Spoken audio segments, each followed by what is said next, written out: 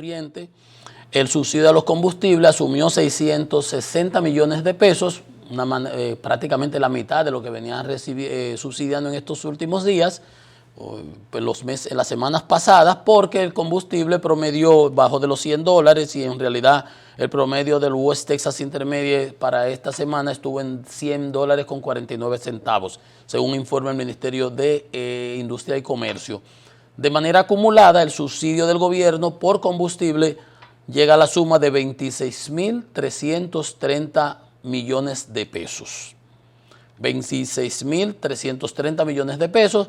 Ojalá y siga bajando el combustible. Vamos a ver ahora mismo en tiempo real el West Texas Intermediate en la Bolsa Mercantil de Nueva York. Se cotiza en 96,23. Ha subido 1,18 de lo que cerró el viernes, $1 con 18 centavos. $1 con 24 centavos.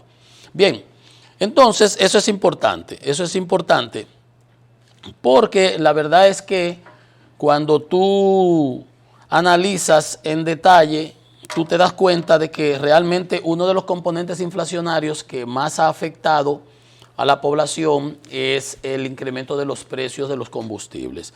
Miren, hablando del sector eléctrico, había habido una información que decía que el presidente designa 2 procuradores adjuntos en el Consejo Unificado de las EDES.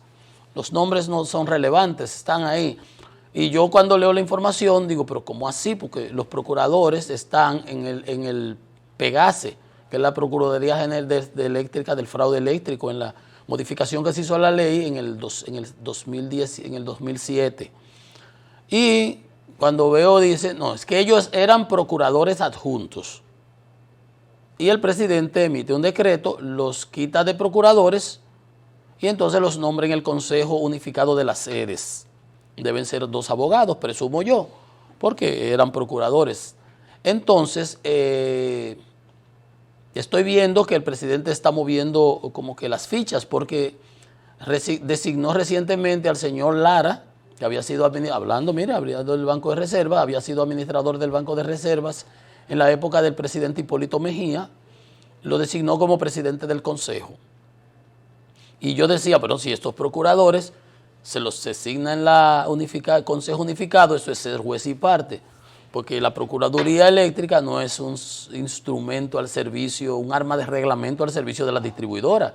Las distribuidoras tienen que perseguir el fraude, tienen que perseguir el hurto, tienen que cobrar su electricidad, y el que cometa fraude, arregle a los medidores, la que sé yo qué, se hace un levantamiento con la superintendencia bajo la PEGASE, la Procuraduría, y se hace un levantamiento de fraude. Pero no por eso es que ellos tienen que ser un agente de persecución, no. Ellos persiguen el fraude eléctrico, es verdad, correcto, pero no podían estar, digamos que, ser procuradores y también miembros del Consejo. Pero no, parece ser, el presidente el presidente revoca el decreto que los nombra como procuradores, nombrará a algunos otros más ahí, no sé quién es el que estuvo ahí.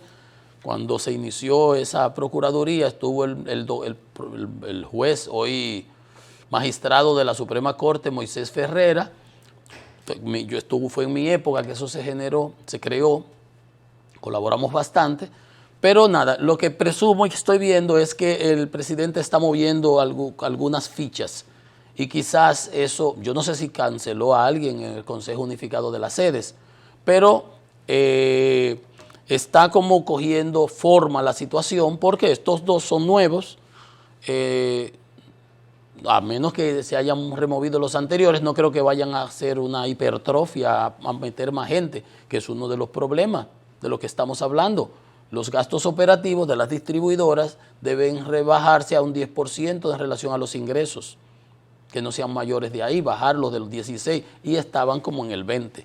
Entonces, por eso decía, a veces los tarifazos esos no lograron eficientizar los ingresos de la distribuidora porque como quiera, a pesar de las tarifas, seguían perdiendo 258 millones de dólares, vimos en la semana pasada, en lo que iba de enero-abril.